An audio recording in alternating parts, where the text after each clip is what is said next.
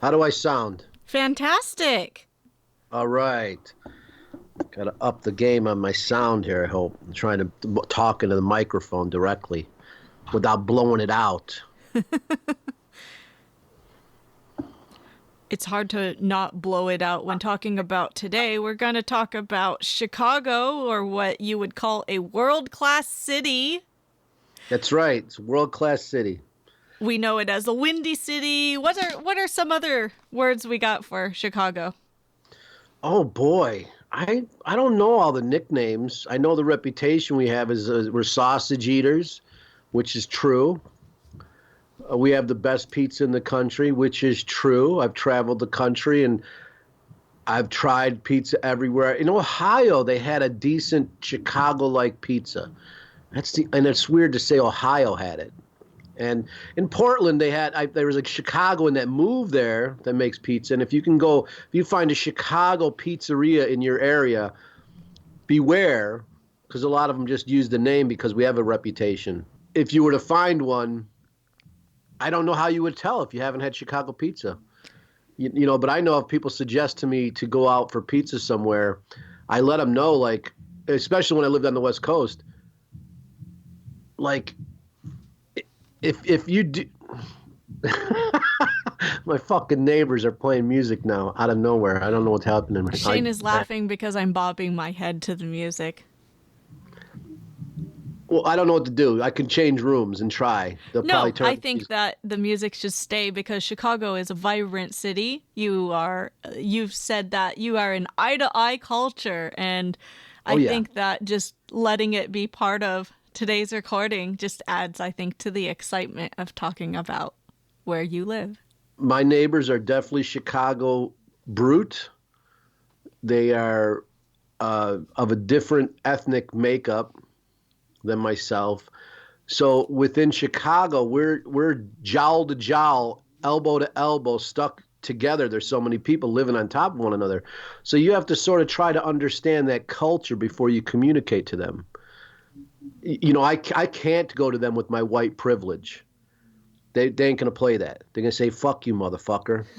But also, white privilege does happen. Like if I'm in a gang-infested neighborhood, no one's going to shoot at the white guy because the cops show up then. If they shoot at each other, it doesn't matter. But when they harass the white guy or the white woman, then things happen. So it is unspoken. I was talking to my friend Steve W., and he moved his studio to a place that he's like, well, there's some gang violence, there's some shooting down the block. And I was asking about the neighborhood because I might want to work with him. And I'm like, well, we've got the white privilege going for us. And he laughed. He's like, that's true. He said one time that was going to break out, a gunfight was about to break out, and they didn't because they saw him and his girlfriend, and they're like, waited till they moved away. Oh my goodness. Yeah. I'm sorry to get on that, but Oh, no problem. Let's actually come back to the food. I was just about to ask before your neighbors decided to show you what their playlist was. That I was about to ask, if someone came to this country for the first time and wanted a Chicago pizza, how would you describe a Chicago pizza to someone who doesn't know what it is? well, everyone thinks it's stuffed or thick crust, and that's not true. That's what tourists eat. The Chicagoans, we have a different pizza on every neighborhood. Different places they all have their different recipes, but it's a thin crust and it's a sweeter sauce than I think most people are used to. And that's what I know. There's a caramelized sauce, let's say, but it's a lot of cheese. The base of the typical Chicago pizza from my generation. Now things are switching up,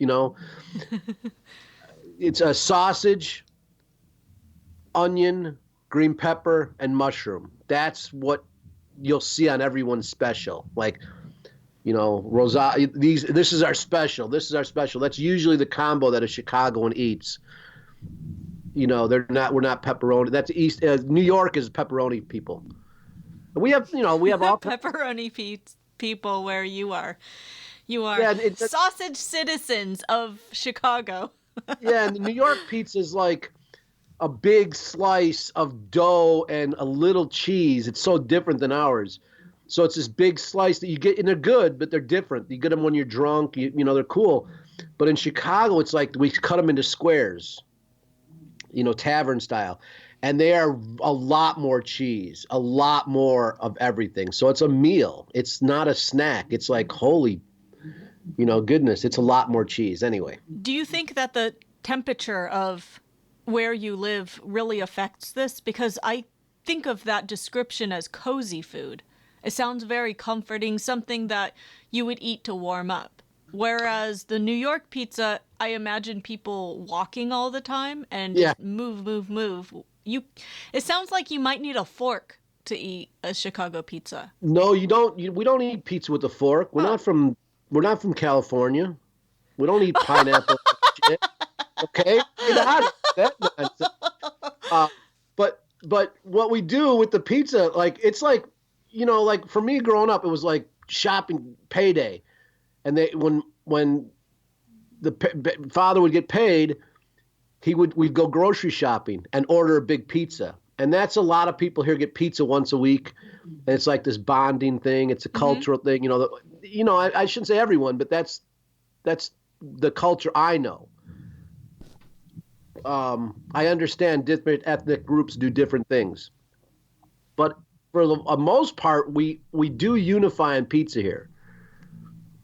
And so, yeah, it's a meal. But we don't eat with forks. We eat with that, So this is a misconception that I had about it. So I just learned something today. Yeah, you might eat the stuffed pizza with a fork because it's so big and heavy, but that's just a weird thing. Like you only go get it when your aunt's in town. Like, yeah, we're gonna go get Lou Malnati stuffed pizza. Aunt's in town from Iowa, or some shit. So it's like that's fine, and those places are popular, but. We're in a city of 6 million, so if you do something right, you can be popular. 9 million, 12 million, something like that. We got a lot of people here.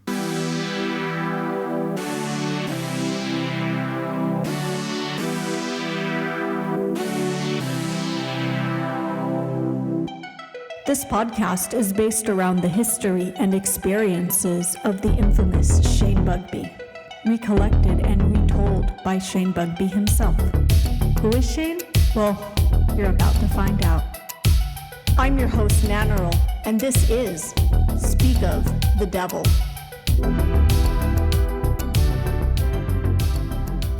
So today's episode, as you see here, is about Chicago. We're going to continue to talk past the pizza. And we just wanted to let you know this is based on Shane's experience living in Chicago, not just growing up interacting with people, being influenced, but coming back to Chicago, reconnecting with his city, reconnecting with his culture. This is not the Griswold Chicago. This is not Home Alone Chicago. This isn't every Christmas movie, it seems like, made between the 80s and 90s, 70s through 90s has been in Chicago because it's a representation of America, kind of like Springfield, Illinois kind of thing. So this isn't your dad's Chicago. This is Shane's Chicago we're going to talk about today. And we're going to talk a little bit about some of the biggest influences he had from people here. A couple of the names I knew, others of them were new names for me. And we're going to talk about some of his accolades that made him famous, if not infamous, as a Chicagoan as well. So let's talk about one that I am so excited about and I cannot hold it in any longer. Let's talk about Wesley Willis. You knew Wesley Willis? Oh yeah. Yeah. Like that was the happening scene, like in Wicker Park. Now that's where Wesley would hang. Wesley was everywhere. It's like Wesley was a clone of himself. Like you'd see him in Wicker Park. You'd drive across town. You'd be downtown. All of a sudden, there's Wesley again. It's like, how the fuck did you get down here before me? I got a car. I love people like that. What? I love people like that, and they're always on foot. Yeah, exactly. Wesley was on public transportation or whatever, but that's like worse than foot here. You have to wait for it. I don't know how that motherfucker turned up everywhere, but he did. He was always like, say rah, say row, and headbutt you. I love the headbutts, but a lot of people did not because Wesley was a very big man and very intimidating. And he could, if he were to headbutt you with his force, he could probably, murder you, I guess. That's how big he was. Like, I don't even know if it'd be a concussion. He was a big dude. So people were really afraid, and he gave these very nice bumps, like, and it was a cool bond. I loved it, but I love more seeing people freak out about it. Like, oh my God, oh my God, oh my God. And Wesley, a lot of times was, he's an artist. So we're slimy people. We might, and especially in Wicker Park days, we're in the Flatiron building. We're not showering for weeks. It was like bad news in that neighborhood. Cabs would not drop you off at night. And like a lot of times we'd be in the Flatiron building. We couldn't leave at night because there was like, that was the stroll. North Avenue was the stroll. And I don't know if people know what the stroll is, but that's where working ladies are walking around, the sex workers. And they're walking the streets up and down North Avenue. So they're the ones strolling. Yeah, it's the stroll. They're on the stroll, right? They're taking a stroll down the block, but they're looking for money, action. And so there's pimps out there too. And so outside the Flatiron building, there was always these pimps. Like that's what they were. They were legitimately collecting money and being a bully. And if we left the building, they would like want to fight us or pick on us, stuff like that. So I remember one time, like I was like, fuck this swank. Like, let's go. I said, fuck that, dude. I'm leaving. I'm going to get, we're going to get your cigarettes and French fries. We were starving. We'd work on stuff all night. So I went up to the top of the roof. We both did. Like 6 of us went up there to the top of the roof with a bunch of trash, but like heavy trash, like milk jugs filled with water and shit like that. And we started dropping it down on these pimps, like garbage cans full of shit and like bricks, like heavy shit, glass bottles. So it's raining fucking garbage down from the top of there on top of their heads. And they took off. And we kept doing that for a couple weeks. And then we had a peace treaty at that point. Like they left us alone and we left them alone. But in Chicago, we are an eye-to-eye culture. And I like that you brought that up. And you could be a billionaire, but you walk down the block, you're going to say hi to a person laying in the gutter. And you're going to respect a 10-year-old that barks at you because they could have a gun. So a little 10-year-old starts yelling, you're going to deal with them. And not like, get out of here, kid. You're going to deal with him eye to eye. And boy, I forgot where I was going there with that. I think that Wesley Willis's headbutt was his eye-to-eye culture. He was a big guy. He's lowering his body to you to look at you in the eye, basically. But also, it was his own language is what it sounds like. Oh, it was. He had his own language. I'm sorry. I got to get back to what I forgot. It's okay. Too much rock and roll McDonald's. The pimp stuff, what I'm saying there is, in Chicago, that eye-to-eye culture, if you're being harassed at a bus stop and you don't push back, no one's going to help you. But if someone's yelling at you, someone's harassing you at a bus stop and you say, leave me alone, everyone there is going to be, hey, leave her alone or leave him alone. But if you don't push back, people let you get eaten here. You got to push back. And so that's the concept of dumping garbage on these pimps that's what's expected in our culture. You can't walk away with fear in your eye. That's why we're brutes. Like that's that. I'd rather talk about Wesley, but I needed to explain that in the whole, like that's part of our culture. It's not. Oh, I get it. I completely understand now. Thank you. But Wesley, you're a fan of Wesley's, which is so weird to know that Wesley survived and he made it out to, right? You were in UCLA and people that are UCLA are talking about Wesley Willis. That's incredible how influence goes. And Wesley was such a real artist. Like that was wonderful to grow up around him and watch him just sit on the corner with his Casio and those drawings of his. And this is years before anyone knew who he was, but everyone in Wicker Park.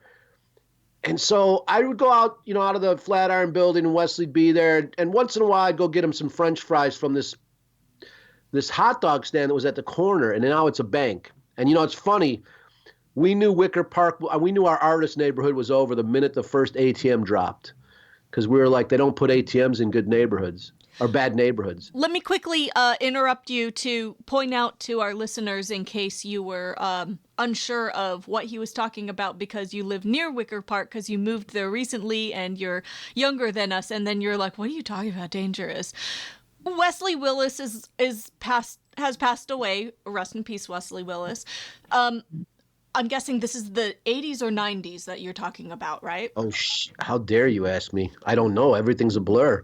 It's somewhere about there, like late 80s, early 90s. Yeah. Okay, thank you. So you saw ATM drop and you know that changes were going to be made to your neighborhood? Yeah, but that's what. Yeah, but I should get back to Wesley. You're right about that. Wesley was just so wonderful. We did the Expo, the Extreme. He did the Expo, the Extreme, and people think about Wesley being exploited. And I remember you saying that, but not only did Wesley have people around him that protected him, like even in Wicker Park, like you're not going to fuck with Wesley or the whole building's going to empty out and fuck you up. But Wesley, make no mistake about it, that motherfucker was a genius on a lot of levels.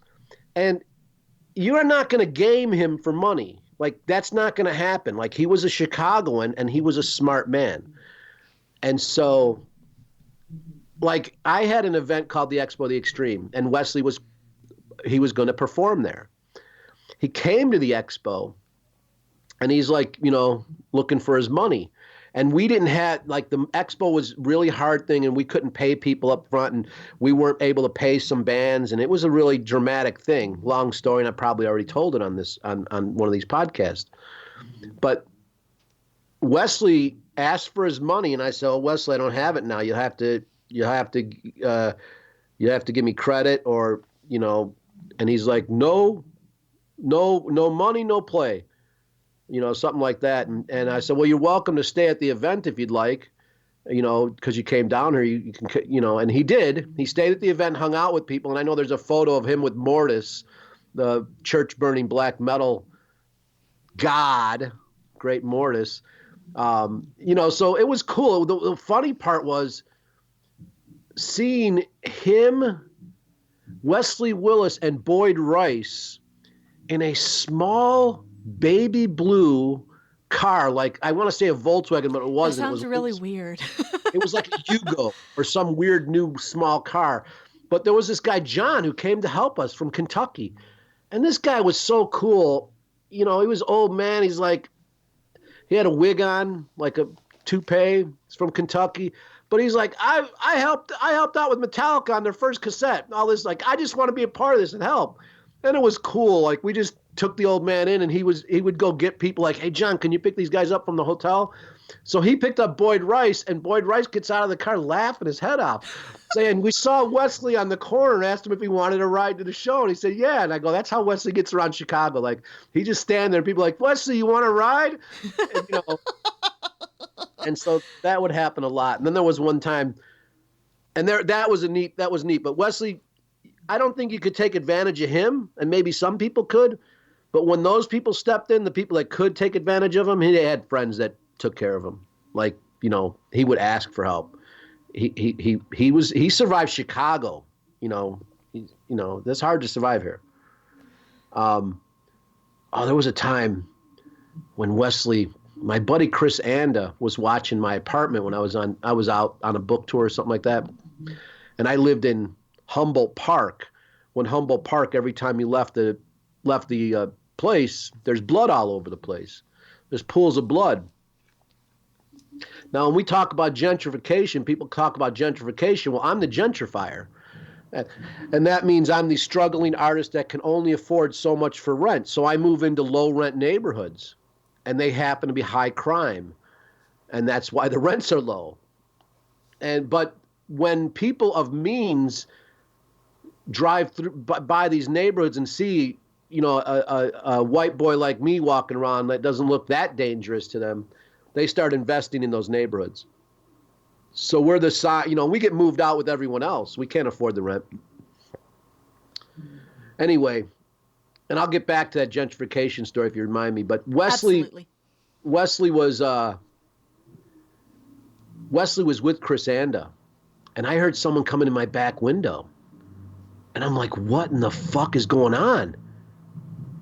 And Chris, I come out and I'm naked because I sleep naked. So I'm naked. I come out of the bedroom. I grab a ball bat. Like I got to run at that window and smash someone before they get in. Like before they have, like, I'm like, holy fuck. So I grab this ball bat and I'm running at the window and I look and I'm like, fucking Wesley?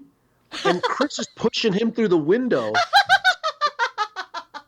And Wesley's like looking at me and screams, like, yells, no, whatever. There was a commotion. I can't remember all the gory details, but he pulls out and Chris is like, oh, I was just coming to check on the place and I forgot the keys, so I've been leaving this window unlocked. It's something weird like that. But it was like, oh my God, and then Wesley saw me naked. So I was waiting for a song to come out about that, I was just thinking about, like, Did he somehow fight back and think you were Batman? He whooped Batman's ass, or were you Birdman and kicked his ass? Which one is it? Right. No. I just remember Wesley that night because I was tired, I just remember him saying something like, you were going to hurt me, but you didn't. You were going to hurt me, but you didn't. Something like that. I can't quote him exactly because it's so long ago. But that's what I remember. And I made him hot cocoa. And we sat around and drank hot cocoa, and I talked about my trip. Just thinking of, again, he's such a large man, and thinking of this giant drinking hot cocoa in your house. This sounds so sweet. He was a giant. He was sweet. He was that. It was such a beautiful thing, and that's a lot about what Chicago's known for internationally as far as art goes, too, is we have the Intuitive Art Center here. And we're known for brute artists, people who just make art and have no way to get it out there. They just make it and stand on the corner and sell it. We're known for that. Like in Paris, they want to show Chicago brute artists. This is where they feel pure art, a lot of pure art comes from. And Wesley was a pure artist. And when I think about what is art through 30 some years of study, I often go back to Wesley Willis or the concept of the only original art is child's art. That's the only pure artwork. He's quite pure. His songs are like filterless, and yes, it's very pure. Right. And when I think of art, I think of Wesley a lot of times in that pure moment. And I think about art as being, like, people say it's an expression. And I don't necessarily agree with that concept because you can express yourself in so many ways that aren't art. But it's a form of communication that some people need. Some people can't communicate their feelings with words or with a civil tongue. So they have to put it into a piece of artwork to show you how they felt because it's so complex and it's so hard for them to communicate it. And Wesley had that issue, and it was beautiful what he saw and the angles he saw of the city. And yeah, it was cool. Oh God, there was one time I saw Wesley pissed off. Like, I'm at Kinko's and I see a stack of Wesley Willis drawings. I'm like, what the fuck are these? So I put him over behind the counter where I'm sitting and I start working again. And he comes in there and starts freaking out, having a schizophrenic freak out. Someone stole my drawings, and I'm trying to talk to him. He's like, he was not listening. He gets on the phone and starts talking to his friend, which talks him down. I could hear, ground yourself. And I'm trying to tell Wesley, I've got him right over here. But he's not hearing it. He just saw his drawings missing, and he just tripped. And so he kept freaking out, and then he left the store, and nothing I could do about it. I got him the drawings back about a week later, but that was that. It was scary, though, because there was only one way out of that room, and Wesley was blocking that way. Oh. And I was like, oh my God, is this where I get murdered by fucking Wesley Willis? Like, oh my goodness. But everything chilled out. Like I said, he's a person who didn't want those problems. So he called a friend and they talked him down.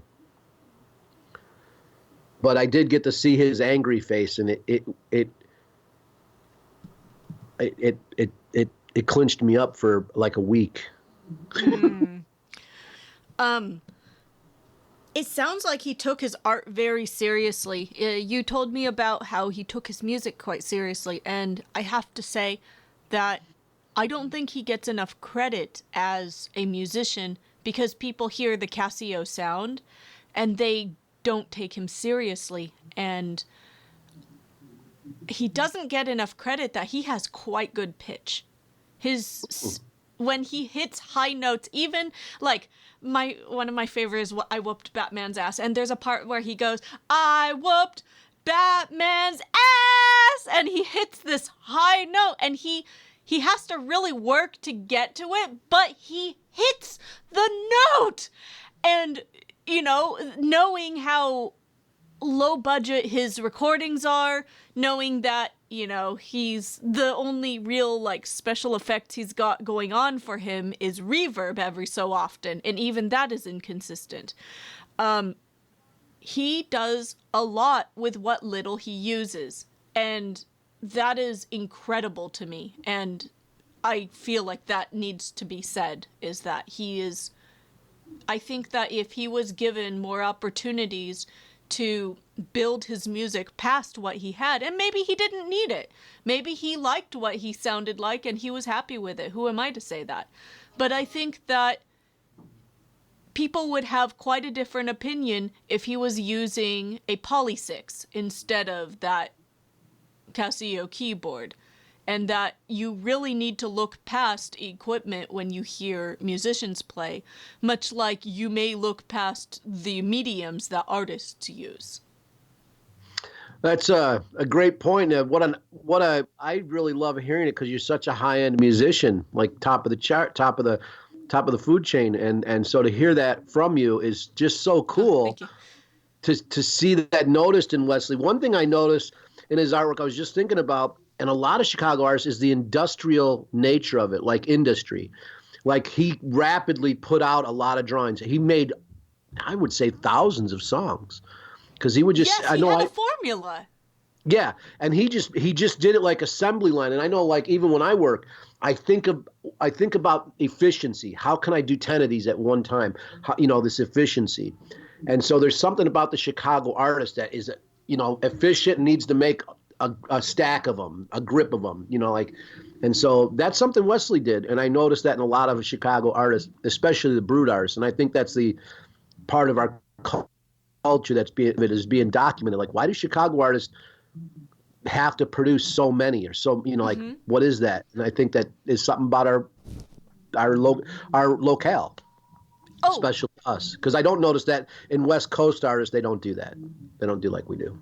No, there's a tendency with West Coast art. I think that things come out on a whim. Yeah. And there might be a little bit of promise when something comes out, but come on. How many months did we wait for that new Kanye album to be severely disappointed that it ended up being religious? Yeah, exactly. But, okay, this is the last soapbox I will do about Wesley Willis as a musician. Look at artists such as Kanye West, who is also from Chicago, versus an artist like Wesley Willis, and it's because you're hearing a product marketed is why you might enjoy something on the radio versus giving something like Wesley Willis a chance, who sounds like he was a true bard, where he went around town, he had his instrument, he sang his songs about what he was doing in life. And so the idea of Brut art or a Chicago-based artist, I can't help but feel like it must be separated, that being a chart topper does not make you an artist in the music industry. Like, if you're in the music industry and you're a chart topper, you might be an artist, but you are not necessarily guaranteed to be entitled that label as an artist just because you make money making noises. And true. So I think that I will never talking about how great Wesley Willis and his music is. A segue into some other things, I did want to mention that there is a song called Rock and Roll McDonald's, and up until, I don't know, last week, I didn't know that was a real thing. Tell me, what is a Rock and Roll McDonald's? Well, it was downtown, and they franchised McDonald's, so you could have one and not, own it. Mm-hmm. And this was a gentleman who got in early on McDonald's, and he He put a place downtown, and you'd go in there, and it was decorated different than all the other McDonald's. He got away with this for some reason. Chicago, so you pay people off a lot. You get away with things that other people don't.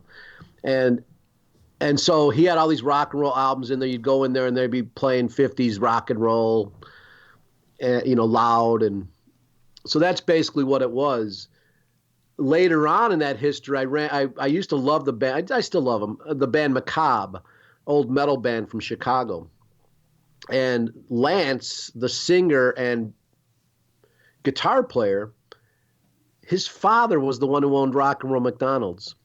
So on one of the MACABRE records, somewhere is a picture of Lance in a McDonald's uniform, because he worked there as well, like as a manager, with Dick Clark. And I think they're holding up his MACABRE record. I'm not sure, but it's just a funny photo I remember, like fucking a serial killer band, Rock and Roll McDonald's. It's just all weird. It all fits, actually, this band about serial killers, and then he runs a McDonald's. I don't know how it fits, though. It adds to the word rock and roll, having a metal, this dude with a metal band. Rock and Roll McDonald's was a spot. Younger, I didn't live in the city yet, and I remember going down there, and that was the spot you'd go to for hustles. Like, I want to find some weed or some hash. There was always some down. I got some hash. I got some of this.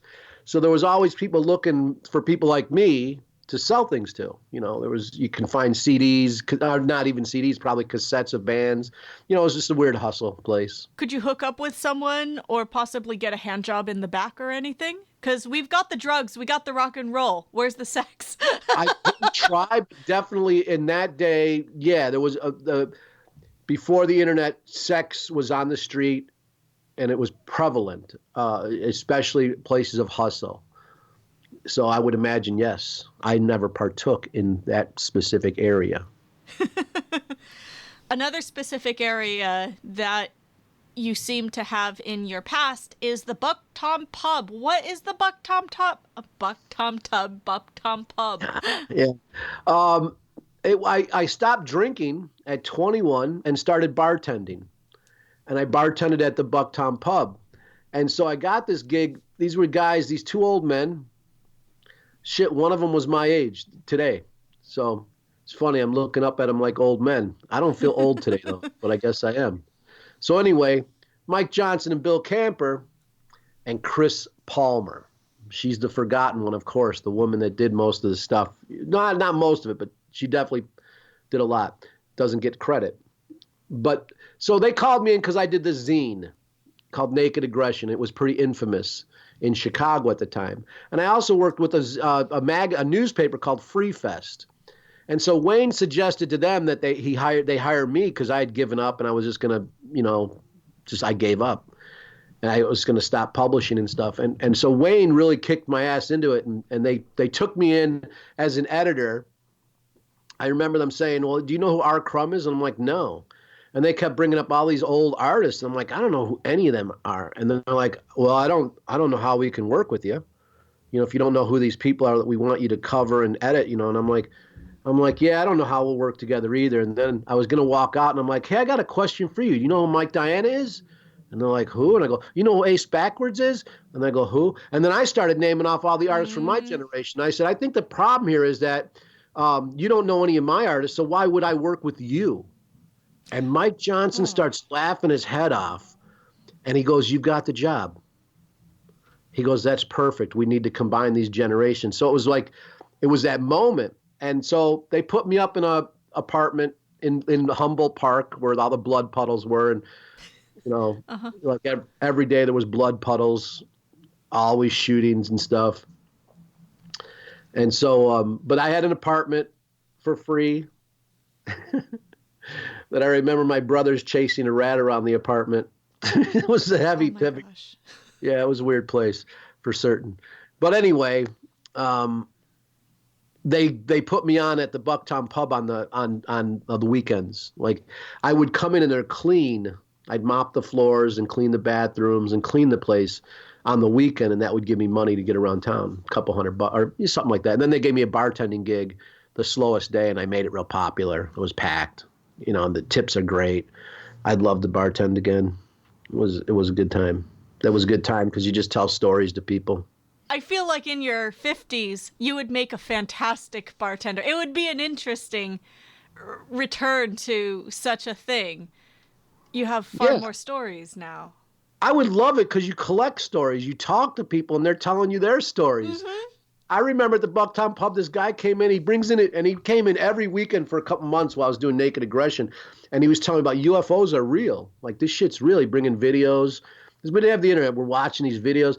And he brings in 2 diplomas, and one is from Notre Dame. He's like, listen, I have 2 doctrines. I am not crazy, but people take me as crazy. But I know this information. He laid it all out. It was cool. And I think he's like, I'll end up missing one day because I'm trying to put this information out there. And then he just disappeared. And I couldn't get a hold of him no more through mail because that's how we communicated, was mail. And that was it. But that was like one of those interesting moments I remember, like, this is fucking great. Like, yeah, come in next Sunday when I'm bartending and tell me UFO stories, man. You know? When I bartended, there was a similar man who visited where I was, and he had this obese Dalmatian that stayed outside while he was inside, and he talked about what was wrong with the world, and he talked about chemtrails and all these different things. He worked for NASA, I believe, when he was younger. Like, he was an old man in the mid-2000s, so just gives you an idea what generation he is. And he severely old man, but he talked about a lot of the things that Alex Jones talks about now, which is scary to think about, that he was an adult in the 60s. Oh, I love this. And he talked about how we got to get people together to have good feelings and sing these songs and stuff like that. And dog food is the worst thing to happen to America. My dog eats raw chicken bones and all these things. This poor dog had a beer gut. Poor dog. And he would play these random songs when he was drunk on this little harmonica where he just breathed in and out on the same 2 notes. And then he took out one of those little plastic things that went, whee! At the end of it, and that's how he would like leave. And one day I never saw him again, and he may have just died of old age, but right, a lot of these conspiracy stuff seems to come from that generation. Perhaps you met someone of that ilk. Well, I didn't know that. I used to correspond with Alex Jones back when he was a cable person, and he would send out videos. Like, there was no internet, so he would send out videos to media people, and I was a media person in Chicago, an underground person. And I always saw that guy as someone who was co-opting the underground. He just took a lot of things that people were, like UFOs, let's say. Mm-hmm. But he took a lot of things that we were talking about in the underground and ran with it.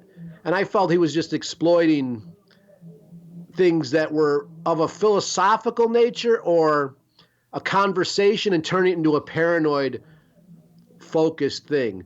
But no, I don't want to talk about Alex Jones. No. Fuck that guy. No. The Bucktown Pub also is where I met White Panthers, Allen Ginsberg. I remember everything of my life was challenged. I'm 21 and they're just fucking these hippies, and these motherfuckers are beating the shit out of me. Like, not literally, but just pounding me with information and like everything's all my beliefs are being beaten on. Like, they tell me about Fred Hampton. This is the first time I heard about Fred Hampton, the Black Panther. And I heard about it from White Panthers. And they're telling me how the government assassinated him. And I'm like, oh, that's bullshit. The fucking police wouldn't assassinate someone. You know, this is nonsense. And you know, they did walk around with guns. They were asking for it. I said all this crazy shit. And I didn't know who the Black Panthers were. And they brought in all these fucking, like every time I worked, they'd bring in all these newspapers, show me the evidence. And then they brought in the photographer that was trusted. It was this white guy that worked for the White Panthers. And he was trusted. So they let him come into the Black Panthers let him come in and photograph the scene. And so they're like, look at this, Shane, look at all the evidence. And see, this is pre-internet, so people had to lay the evidence out on the fucking bar, okay? So I was very privileged. I was very lucky to get this. That's what I'm saying. The Bucktown Pub was like my Facebook or something. Like, it was your like Twitter, my because they're retweeting and they're tagging their friends and using a hashtag to get your attention. Yeah. So it's like that was incredible to me to have that story unfold over a couple weekends and be brought to tears over it and go totally like when you're, and I don't know if everyone does this, but when your beliefs change 360, it's a heavy moment. Like a lot of times it brings me to tears or great joy, but it's a very emotional moment when you go from one position to another. And that happened there. And it also happened with Waco. I remember cheering on Waco, going, great, kill those Christians, kill them. And this guy's like, Shane, how could you say that with all the art and all the stuff you do? I'm like, because, you know, they're this, they're that, you know, I hate religion. And the guy's like, those are children. Those are, and, you know, and I'm like, I didn't have sympathy yet. But he kept pounding on me. He's like, listen, Shane, that's the government attacking people with military things. We have a constitution that says they're not allowed to do stuff like that. So you're a constitutional person. You're into the Constitution. And I go, you're right about that. And then he starts breaking it down into these are innocent people. There's one person there. They're burning them alive. That's a hard way to live. And I'd never, like, that was one of the first moments that I had thought about the reality of my angry tongue. You know, and this guy eventually brought me to tears, you know, over this debate. It was like, yeah, you're right. And so it was just one of these moments where I tried to, you know, it took a while for me to taper my angry tongue. But when you're angry and you're expressing yourselves, it's hard not to. I became more focused and more reasonable in my anger. And I tried to focus it in a philosophical way versus just a discounting way that I, you know, basically probably being just like my father or something like that, like just being an asshole. Anyway, Bucktown Pub. It's amazing that these older people, I guess, these mentors, there we go, that these mentors went out of their way to teach you something that says a lot about their politics. Oh, yeah. Absolutely. And that carries on with me. Like I try to do the same thing. I try to do the same thing they gave me is to give back. And they told me about all that important. I eventually met R.Crumb and hung out with him, and they did the Underground Comics Hall of Fame there. So I was able to, you know, I was the person who ran that. And you know, it was cool to go to a comic book convention with R.Crumb. He left his sketchbook behind, and I grabbed it up for him. And I remember the guy at the Bucktown Pub was like, Shane, give me that book. And I knew he wanted it. I'm like, no, I'm giving it to Crumb. And then I later heard that Crumb traded like 3 sketchbooks for a villa in France. So that sketchbook was gold. It was a block of gold. Oh, my gosh. Right. And Mike wanted to take it. I saw greed in his eyes and all that shit. And so, but I got it back to him. I worked with Skip Williamson, Jay Lynch. Jay Lynch did the Garbage Pail Kids, but he did so many. These are guys who started Underground Comics. And you know, this was a big deal before the internet because there's only a few people who own printing presses. So if you can get something that was of a sexual nature, a taboo nature, of drug use, drug culture printed, that was a hard thing to do.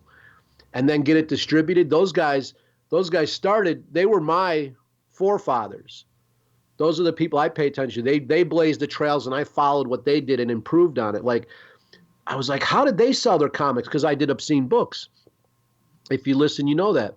And I would like, oh, they went to how they sell head shops. They used to go to head shops and avoid comic book stores and sell their stuff at what head shop was. And I don't know if you know, that's where they sell bongs and things for dope smokers. They call them head shops. Kids, you might know them as vape shops or smoke stores or smoke right. shops. Sometimes they will pierce your belly button there too.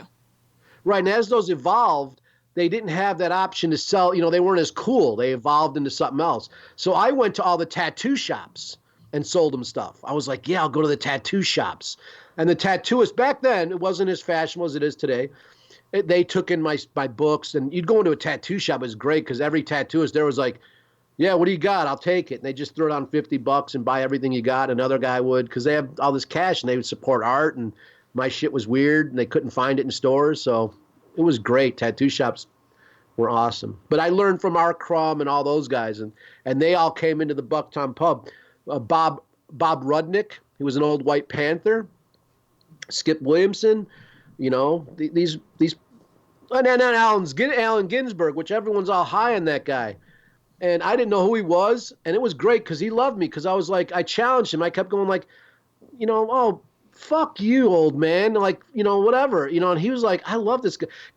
Something about like, it was like someone at the table said something about underground, you can make some money at that. And I'm like, and this was one of his friends. I'm like, what are you talking about? Make money at underground? There's no money in the underground. I freak out at the guy. Like I have a rant. And Allen Ginsberg's just laughing. He says something to me. I'm like, oh, fuck you, dude. Like, and because I didn't talk to him with any pretense or any like, everyone was talking to him like he's a god. Alan, can I get you some? Alan, and I was like, I didn't care. And I didn't know who he was. And so he loved that, though. It was like, he's like, please sit down and drink with us. So he said, Mike, can he sit down and not stop working? And Mike was like, yeah, I'll bartend. Because Mike, the owner, wasn't invited in. I was. Because it was exciting for Alan to not be around someone who was just kissing his ass. And so that was a neat moment because then I found out who he was. And I do honor and respect Howl and what he went through and the idea that he pushed our culture forward.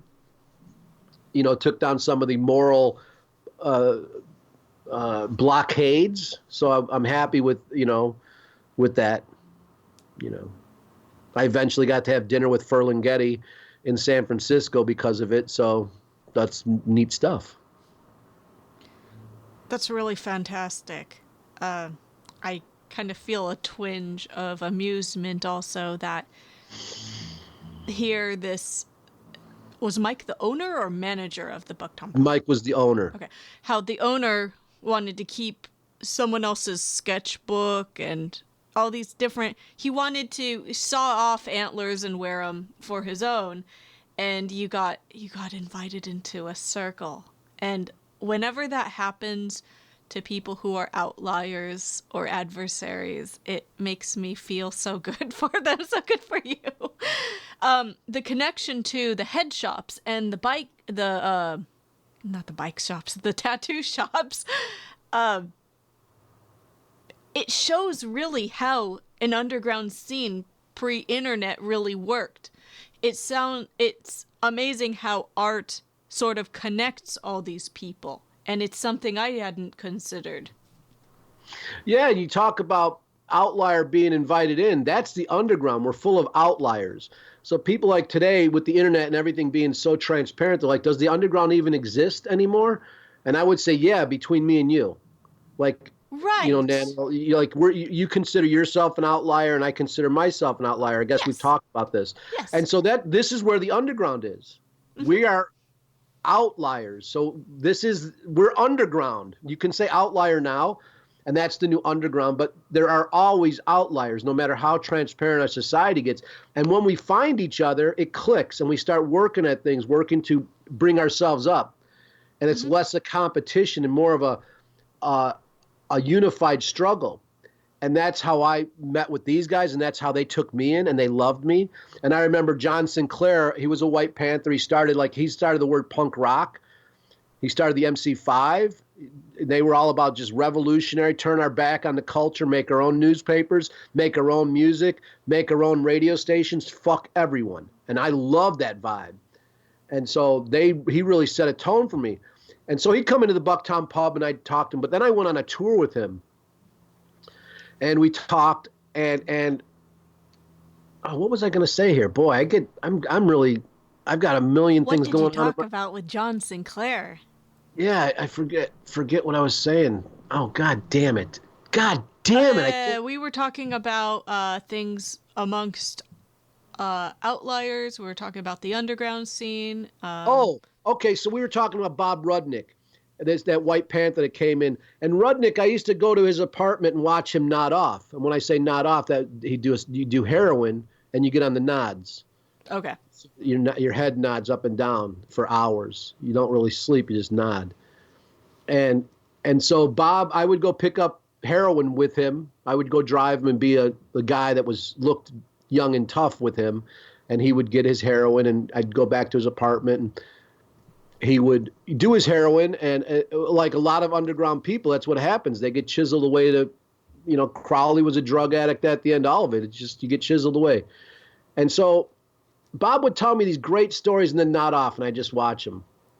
But John Sinclair told me when I was talking about Bob, and I was like, man, I'd always argue with that guy, tell him he's a piece of shit, and he's like, you know why they did all this stuff? Because they loved you.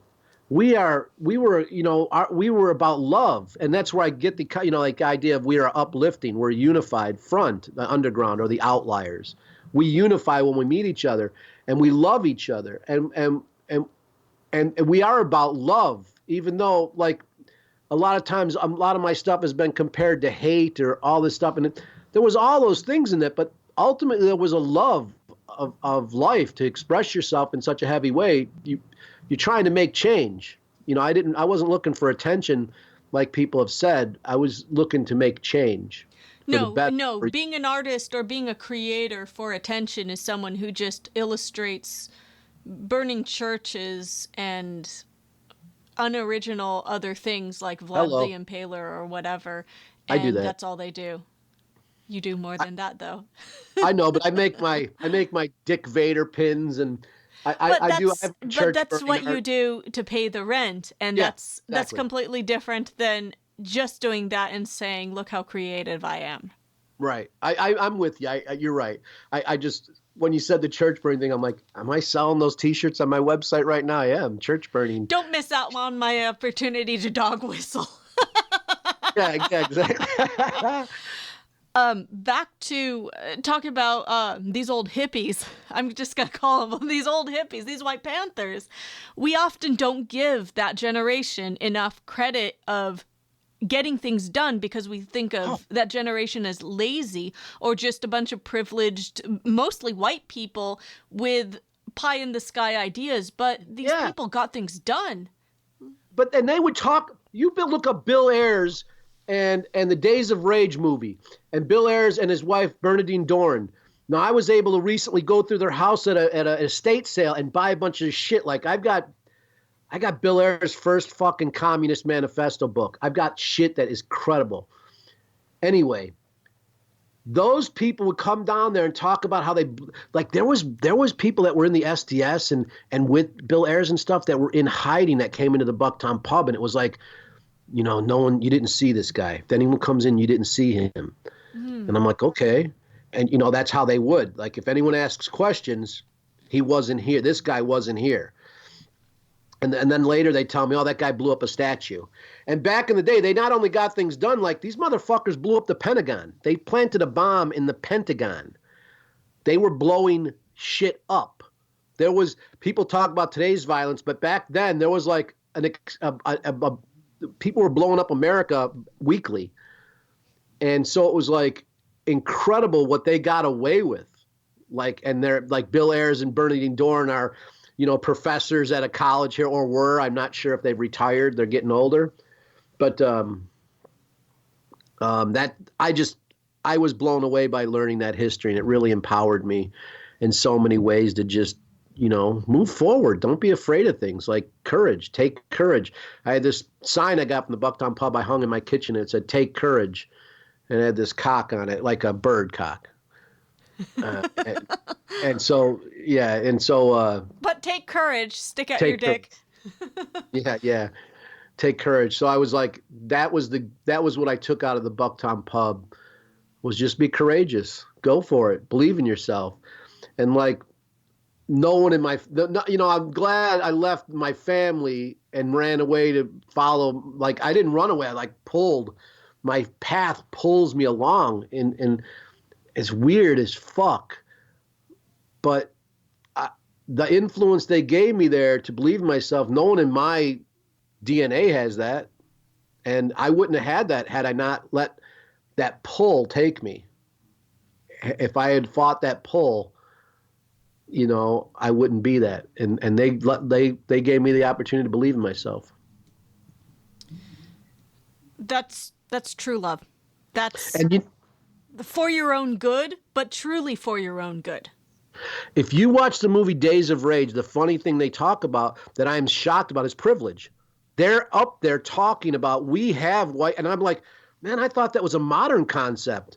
like talking about it. Like it become more popular in the public discourse. But I had never heard this until the last handful of years.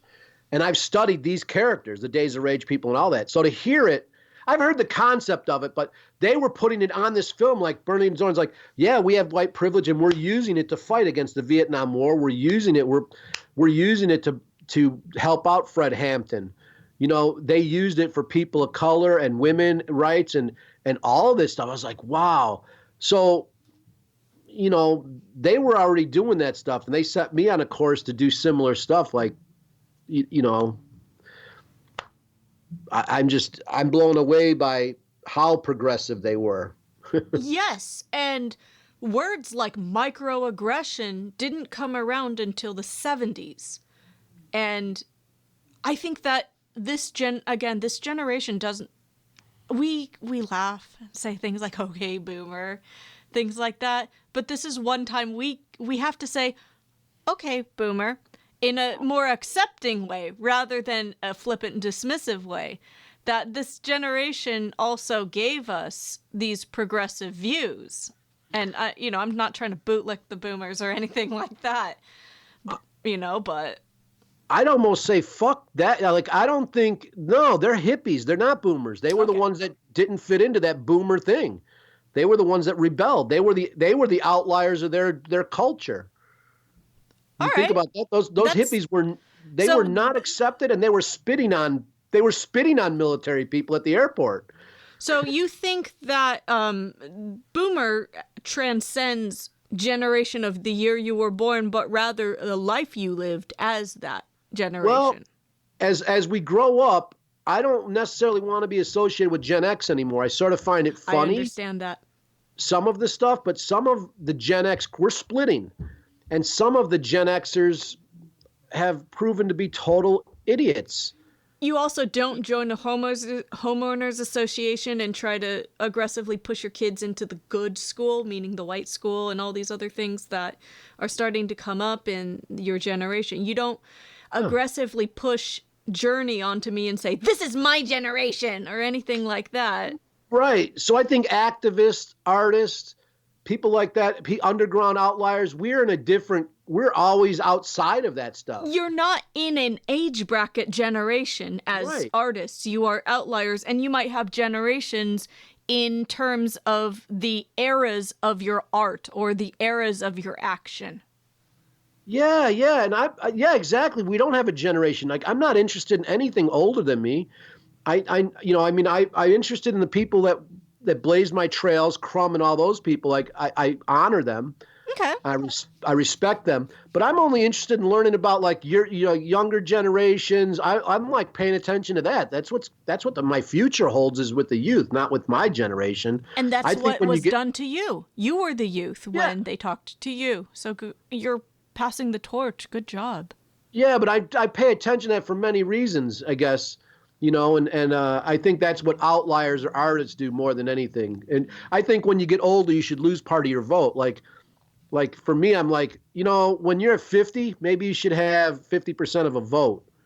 When you're at 70, maybe it should be like if we just say, okay, maybe you could live to 100. Well, then at 50, you get 50% of a vote. At 75, you get a quarter of a vote. You know, that's it. And when you're 100, you can't vote anymore.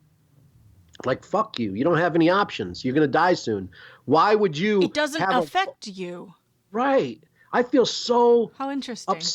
Upset for the younger generation and how they would vote. Yeah. They want a Bernie in there. They want something progressive. And it's like, are you kidding me? You fucking old people did this to your kids and your grandkids? Fuck you. That's why I don't like the boomer culture. It's like, you didn't consider what your children are voting? Like, what the fuck is your problem? The selfishness to gobble up the resources because you frittered away your resources is something that baffles me. And it's starting to, I think, leak into the generation younger than into Gen X a little bit. Oh, yeah. Absolutely. It's gross. So it seems like it is an age-based thing rather than a specific generation. And so I think you're onto something with this, like this weight of votes. I've never heard that idea. Thank you for sharing that. That's a very, very cool idea. I think it's fair. I don't disagree with it. I was trying so hard to look for a hole in it, and this is good. I hope other people think about this too. This is hey, someone with more privilege and power than us, push this. Are you someone who studied poli-sci who might become a lobbyist or work for the government? Like, I don't know how these things change, but someone listen to this and help us. Yeah, help exactly. Us change the world for a better good. So I think that's how these things change. You put artwork out, you speak it, and someone hears it, and it just moves along like that. If the younger generation are happier, they're not going to treat us like shit, and they're not going to say, okay, Gen X, or okay, they're not going to call us names. They'll treat us better. We may have not have had okay boomer if it wasn't for something like this. Speaking of changing things for better or worse, let's come back to that subject of gentrification. You used the term gentrification in a very generationally different way than how we see gentrification now. Now we think of places like places in Brooklyn or San Francisco's Mission District, Oakland, as gentrification. And you were talking about Wicker Park, which when you look up Wicker Park, there's a lot of people who ask, is Wicker Park safe on Google? But there's a lot of tattoo shops that look like they possibly give you a cup of coffee with your tattoo. Right. And so I guess my multi-leveled question is, could you explain a little further what gentrification meant for you? You said a little bit about it earlier, but I'd love for you to reiterate what it was for you as a younger person. Okay, Nan, I want you to explain what it is from your perspective. Absolutely. When I'm done, because I don't know if it's. I think it's. There's we get more nuanced in America. We're getting more nuanced and layered, but I think the root of gentrification will always stand. I got to cut in here real quick to say I feel for motherfuckers who did not experience Wicker Park back in the day, because it was so beautiful. It was a real art scene, and I keep searching for that art scene again. Anyway. Gentrification. So I had two old hippies explain to me what gentrification was, and I'll pass that story along. They were like, Shane, this is how it goes. And they owned a store, and they were going to advertise in my zine. And gentrification is just what happens, but it's good. It's good for us. And I go, why? He goes, because these people, what they do is they find a spot that is really cool, and they move in and move out all the cool that they loved.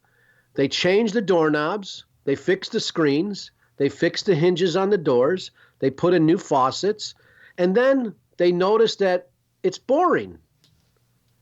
And they don't ever consider that it's them that are boring. And so they move to the next neighborhood that is where we move. So we'll move out of our neighborhood, we'll move to another neighborhood and make it cool. They'll move there, and then we move back to our other neighborhood, and we have new faucets, new doorknobs, but the rent has gone down because everyone moved out. And that's how Chicago was culture. Like, in this city, it's so large. That was our, you'd move, the gentrifiers would move from neighborhood to neighborhood. And when they moved the cool out, they eventually moved out and moved to where the cool was, and then they moved the cool out. And so I see that happening even today. Like, everyone, the suburbanites are really taking over Chicago. And I understand what'll happen there is places like Detroit will get built up real cool. And that's another scam, realty scam. But the suburbs will end up being cool now because all the artists are going to be moved to the suburbs. And then they're going to start putting up falafel huts and all these cool things. And all of a sudden the suburbs will be cool. And then these people will move back out to the suburbs because the artists and the people of flavor, that are into excitement, the patrons and the artists, artists and their patrons are going to keep making things cool. That's what we build the actual society. And so that's how I see Detroit too. There's no way there's a place on an international border, port city, that isn't worth a lot of money. And they have artists moving in, and they're called the creative. They take advantage of the creative class. And what the realtors do now is they say, invite the artist into Detroit, give them free homes. They'll rebuild our city, make it cool, and then we'll raise the taxes so high that no artist could afford it. So they'll have to sell us back the property that they fixed up. Maybe they'll make a little money. So it's a good thing for them, but they won't be able to stay here. And so basically Detroit's being built up by a lot of artists right now. And they'll be moved out eventually based on tax structure and stuff like that, because they don't unify. If an artist unified as a creative class and they went in there and like, okay, now we've got a good group of artists here. Now we need to start voting our friends into office to make sure the tax structures don't move up on us, or make sure there's rent control, or make sure we're able to stay and rich people can move in. You know, all of it can exist. And because we don't take that kind of stuff seriously, or our power yet, no one exploits that power. Artists don't see themselves as having power, but they have the ultimate power. We build the society. We make it cool. We make it worth living in. You know, we take it from gray to beauty, to ugly to beauty. So gentrification for me was basically like the white boy ending up in an area that cabs wouldn't drop you off at night. It was a lot of people of color on the stroll. People of color were the pimps, or it was a class thing. It was a lot of white trash. Yeah, white trash. It was like what you would call white trash. There was just that flavor on the street there, and it was dangerous. It was legitimately dangerous. And there was no cameras around. You know, you get knifed on the corner there, you're going to get knifed on the corner. And so we're the artists that move in and take the knife wounds and make it. And then people see us, like I was saying earlier, someone will drive by with money and they'll see some white boys walking around the streets and say, oh, it must be safe here. You know, white people see the white people. And I said, it must be safe here. Let's buy some realty. It's very cheap here. I can see Mike coming here and hanging out with them. I can see my daughter being with that guy. He's cool. Or something like that. They see something like that, so they start buying property in that neighborhood, moving people out. And the next thing you know, like the gentrifiers like myself are moved out too, because we can't afford the rent. You know, and that's, you know, that's what gentrification is at its root. It's a class issue. I know a lot of people, like I remember I brought this up at Pilsen Outpost, and she goes, it's funny to hear you talk about gentrification. And I said, why is that? And she lives in a very historic, the Pilsen area is historic and historically Hispanic. And they're being moved out. They're being gentrified by white people. And so she saw it as a person of color thing. And I explained to her my situation, and she goes, huh, she couldn't argue it. And she said, you know, that we're only recently getting to that. And I go, it's more of it's at its root, it's a class issue. But I do see I can see your point of view, like the people of color thing. I get that. But I was in all these neighborhoods and moved out myself, and I'm not a person of color. So how does that work? Like, it was a class thing. I didn't get to stay because I was white. I had to move. I moved with everyone. So it becomes a class thing, but it's nuanced. So there is that racial part of it that, as a white man, it's not easy for me to see that. I have to have it explained to me often. And so that's the unfortunate moment we are in society, that a lot of people of color are having to explain things that are just fucking very obvious to them. Like, they're like, how do you not see this? Well, that's just, I don't. You know, I see it more than most people, but because I'm an outlier, I'm underground, I study these things. I pay attention to public discourse and what's happening, and it's sad because I communicate to people as my biz. And so, but I think, anyway, that's where we're at. Anyway. When you live in a city and you live in a neighborhood to survive, because you have you have a lifestyle or you're in a social class that this is what you are allowed to live at, I think that is a different story than bringing the comfort levels of suburbia into an ethnic neighborhood. And I think that you're able to have astute observations of what people in similar class levels who are from more disenfranchised demographics, such as Black people, have had to experience because you lived amongst them. I think of other artists and writers who lived in similar neighborhoods in their day. A lot of them are older generation authors and creators, but they kind of went through the same thing. They lived in these poorer neighborhoods and experienced seeing squalor or observing unfairness, inequality that sometimes they put into their own literature, their own art, even if it wasn't blatantly the same racial representation. Sometimes, expressed as animals, expressed as machines. Right, and not to discount any of that or any of the people of color arguments, but I can't help but think as we're talking, like I would interview people on video and I would ask them, like they talk about some of this stuff, and I'm like, do you shop at Walmart? Will you shop at these places? And they were like, what does that have to do with the question? I'm like, Walmart's one of the biggest gentrification. I mean, they gentrify some small town. When Walmarts move in, they kill towns. They kill all the small businesses. And then everyone's forced to work there. Yeah, but these are white areas. Yes. Let's say in the middle of Iowa. Yes. Where I was in Astoria, Oregon. It's a Scandinavian reservation, basically. And so there was going to be a Walmart moving in there, and I think it has. And people were protesting it. They're like, this will kill all the small businesses downtown. And, the other argument is that you have to reinvent and evolve your business to compete with Walmart. Competition breeds excellence. But the proven track record is Walmart cleans out businesses. The downtown area dies. People work for nothing. It's a humiliating job for people.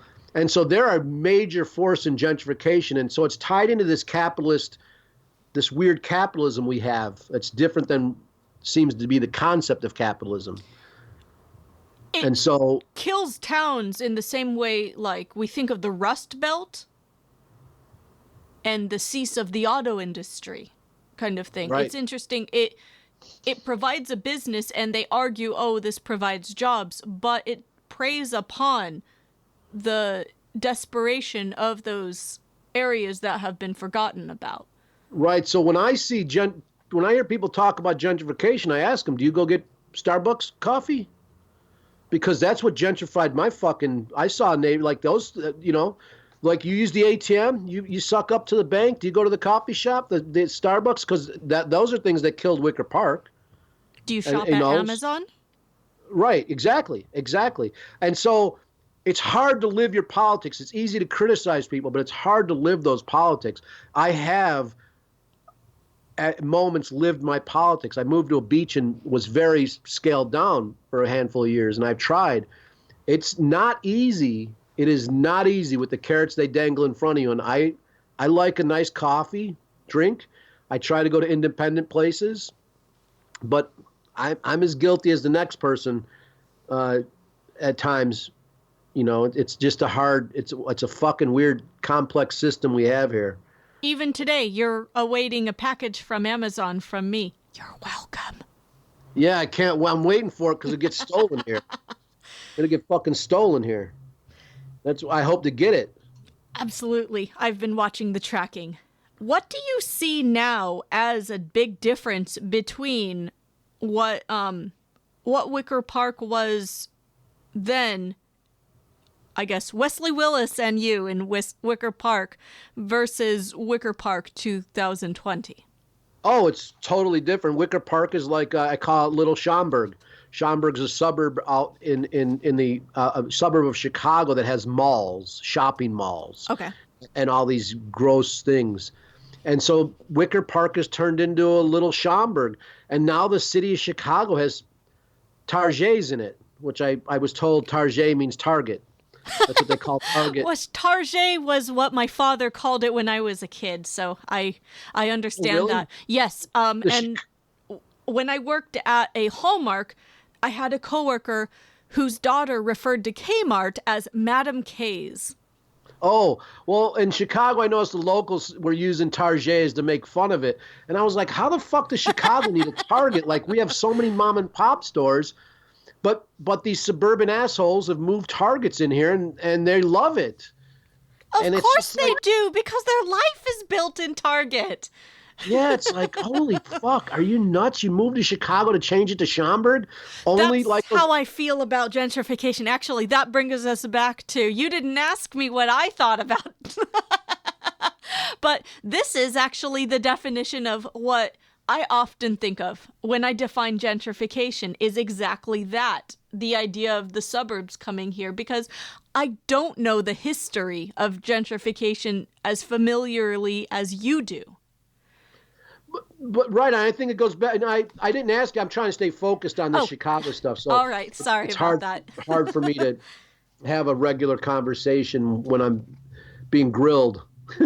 Sorry about that. Fashionably grilled. I want to but grilled like those patties at Rock and Roll McDonald's. Yeah, exactly. But I think it goes back to what those old men said. I hope it does.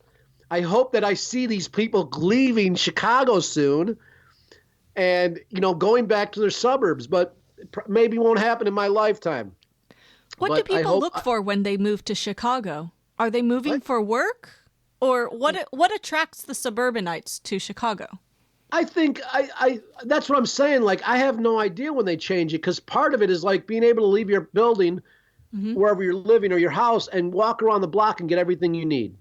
Yes, and on one hand, Target being there allows people who have lived in Chicago for generations to feel like, oh, thank God I don't have to go to the suburbs and, get this and this that I've wanted to get.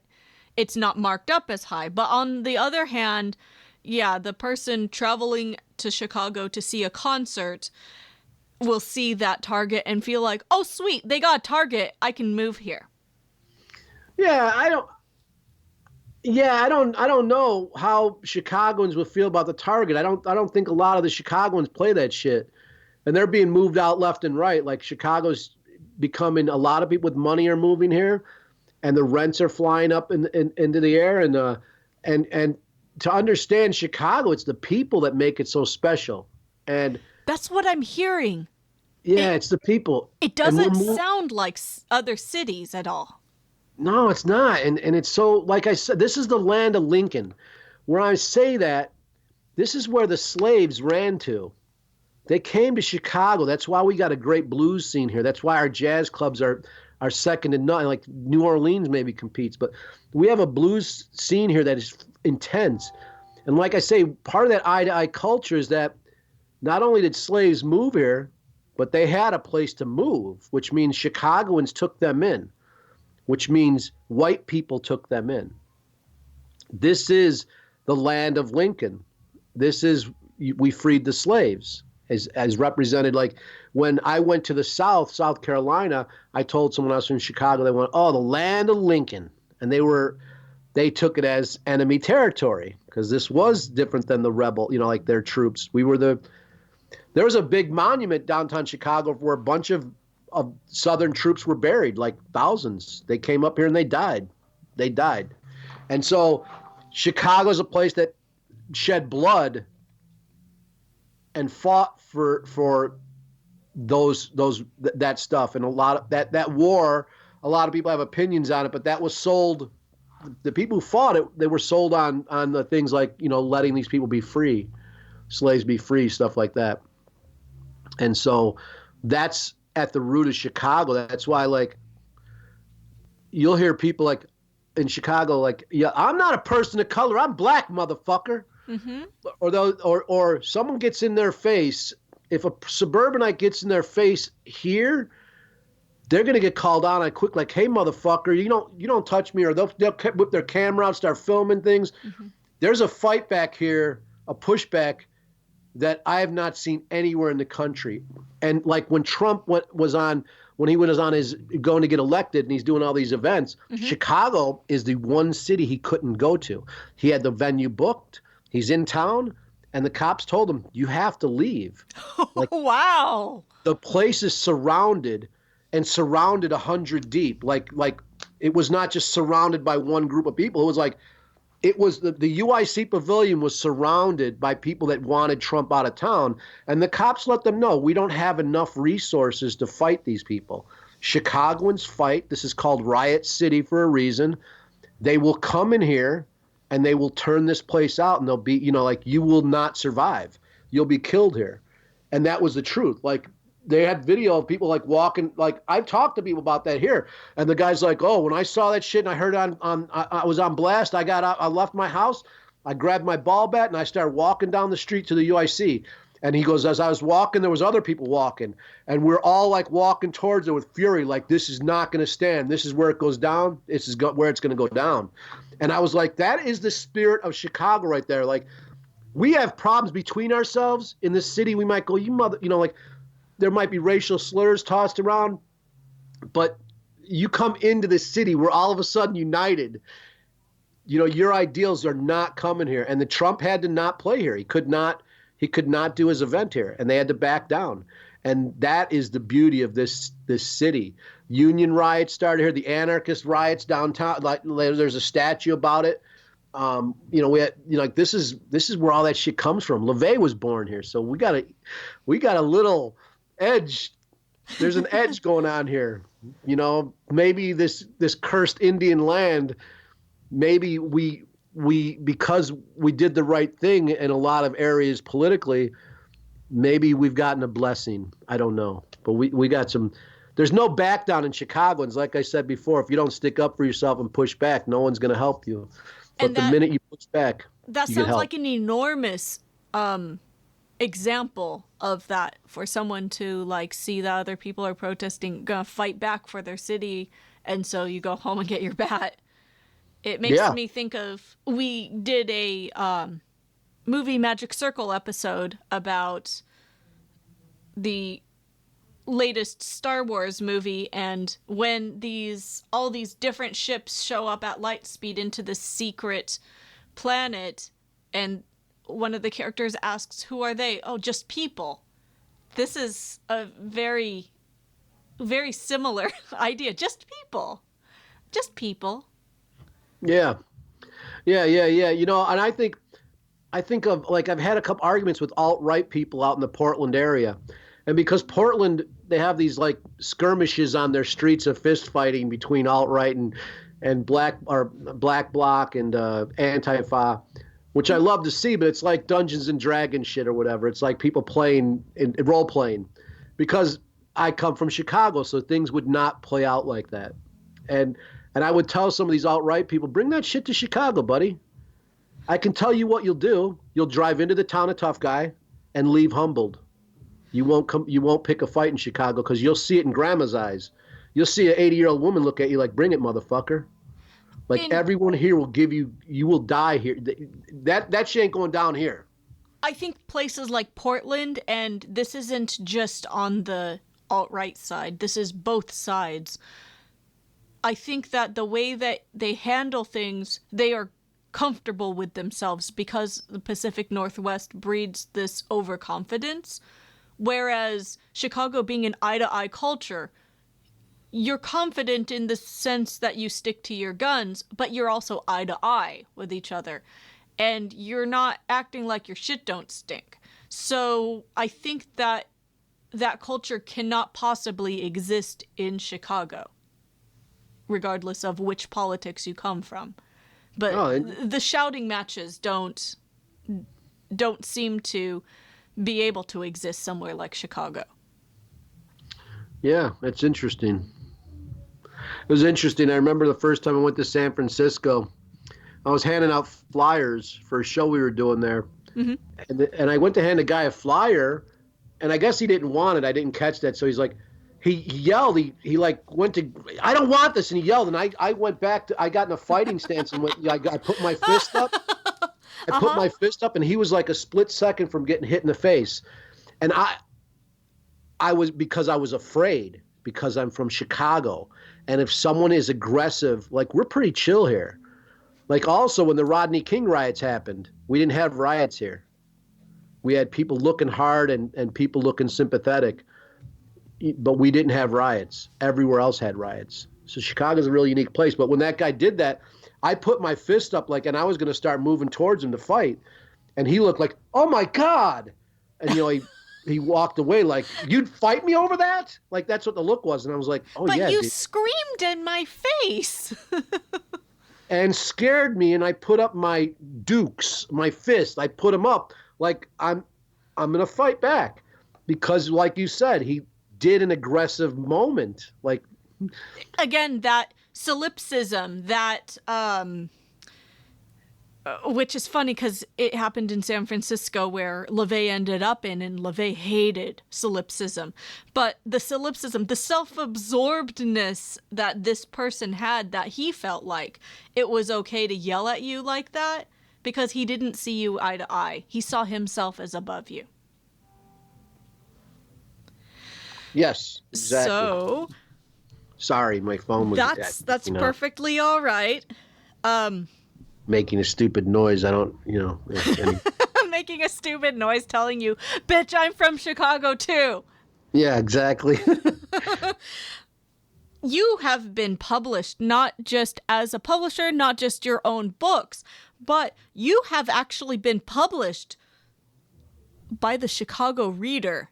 And that is something that not everyone can say. And when people quote unquote you as a certain way, or out there for this, out there for that, it's interesting that no one mentions this. So let's talk about this. You were not published once, but you were mentioned twice. So let's start with the first one I have here. Actually, I'm going to let you do it. You do it. Tell me. What? No, what were you going to say? I was going to butt in and say is I was published more than once. I published more than twice. Thank you. Like, okay. It was on the regular. I was always in the weeklies here. Okay, so two articles I've got here is Shock to the System and History of the Hipster. And let's start with Shock to the System. What was this about? Well, that was an article. That was the first time. That's where I came out of the closet, a closet. There's people hold many closets. And that was my first closet to come out of, which was I went under a fake name. I was under Michael Hunt, so no one knew Shane Bugbee before this. I was just a troublemaker in Chicago, and I was quite happy being anonymous.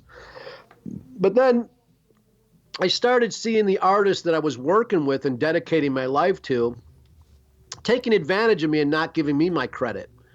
And at the same time, I was going to get married. What a mistake. Anyway. All right. I can say that now. But anyway, I was going to get married. I did get married. And so this journalist, now at the time, journalists, and still to this day, journalists will contact me about doing an interview, and I turned quite a few down. And so this person communicated to me they wanted to talk to Michael Hunt and figure out who this was and all this. And I was like, yeah, I'll let you in. And Mike Sula, he did this. He came over, maybe 10 different times, did a long interview, and it worked into being the cover story of the Chicago Reader.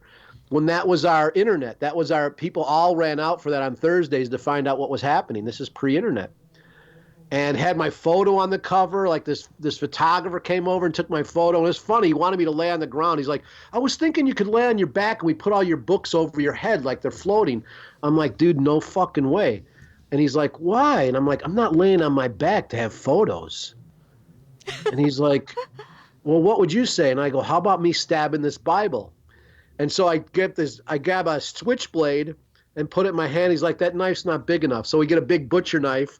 And I'm stabbing a Bible. And it was it was great because I helped pose the photos off, I'm saying. And to see it on the cover was amazing. And then, oh, man, it was great. It was sort of great at this moment because you go around Chicago like, hey, man, I saw you on the Reader. Hey, dude, you're out the you go, oh, man, I got your, the waiter or waitress would be like, the server would be like, I got your appetizers, man. I saw that article. I agree. And like I went to a blues club, the biggest fucking compliment in my life. One of them, top, one of the top. I'm coming in there with a person's visiting, and got the date with me, and like I would like to see blues. That's tourists want to go see blues. There's my white person imitation. I want to go see the blues bands. And so well, yeah, we'll go down here to Kingston Mines or something. It was under, it was heavy back then. And the doorman, hey, dude. Yeah, man. He's nice. Like, the soul shake, the handshake. Motherfucker, I saw you. Get right in this motherfucker. Get right in this motherfucker. And there's a line out front. So this guy grabs me by the hand, pats me on the back, get right in this motherfucker, and puts me right in the fucking blues club. And I was like, yeah, motherfucker. That is the shit for me. Like, oh. What did the person think who they wanted to see the blues music and have an alcohol? Oh, they loved it. Like it was like they were pretty cool, stars. then. Like or like someone was getting treated special. And so everyone loves that, and including myself. I just absolutely loved it. That was a great compliment because it's a place I was, you become a little afraid or something like that when you're going to this place. Like it's a different culture. So it's like to be accepted in a different culture is beautiful. It's what you live, that everyone should live for that moment is a really wonderful thing. That's a really wonderful thing. It's almost spiritual. And I'm not a spiritual person, for lack of a better word. But anyway, that was a really wonderful moment. Like they really saw you. Yeah. And they heard my Chicago, and it was cool. And that was a cool moment. Being on the cover of the Reader changed my life because then I had my name out there. There was no more Michael Hunt Publishing. It was I put my name to my work now. And I was about to put out the heaviest work I'd ever put out. It was all really heavy. At the time, some of it was considered obscene. And so I was dropping that down. And that led me to have my gallery, Goat Gallery. That opened up a lot of doors that I ran at. And then the weeklies all started covering me. All the time I did events, I'd be in the weekly, stuff like that. The Reader or New City, they'd trade off on doing nice things. Shane's doing this event, that troublemaker Shane's doing this, or whatever. And it was cool. I became a character of some sort in the Chicago media, which was neat. I've been in the Sun-Times. Back then I was in every media around, but especially in Chicago, Sun-Times, Tribune, big ones. So that happened in those moments. And then I moved away. And then that second one you're talking about it was big deal. Because what'd you bring of the history of the hipster? Yes. That was a big deal. I read it and I couldn't believe I was listed as the history of the hipster. And then I know people that were upset that I was. Like, because there's like Smashing Pumpkins and then there's me. Wait, the Smashing Pumpkins was in it? Yeah, do you have it in front of you? I don't know. No. For some reason, I thought the Sun-Times was the one run by the that Mooney cult, but I'm thinking of Washington Post, I think. No,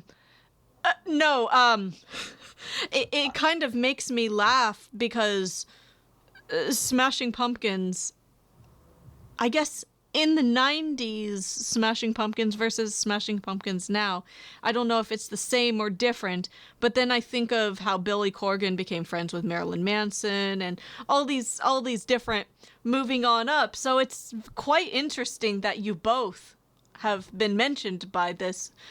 What an honor.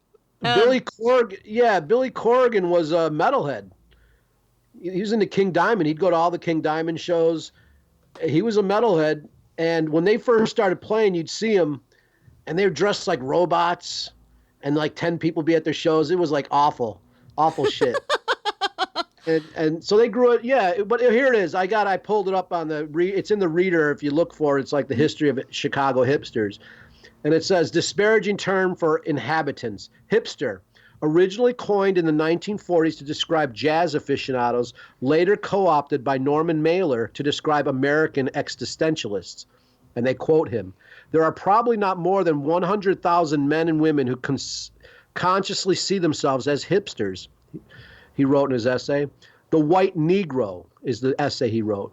But their importance is that they are an elite with the potential ruthlessness of an elite, and a language most adolescents can understand instinctively, for the hipster's intense view of existence matches their experience and their desire to rebel, which they do by leaving suburbia for marginal city neighborhoods. And that would describe my experience, certainly. That's exactly what your experience was living in Wicker Park, it sounds like, also. I love this article. It's primary activities. Yeah, exactly.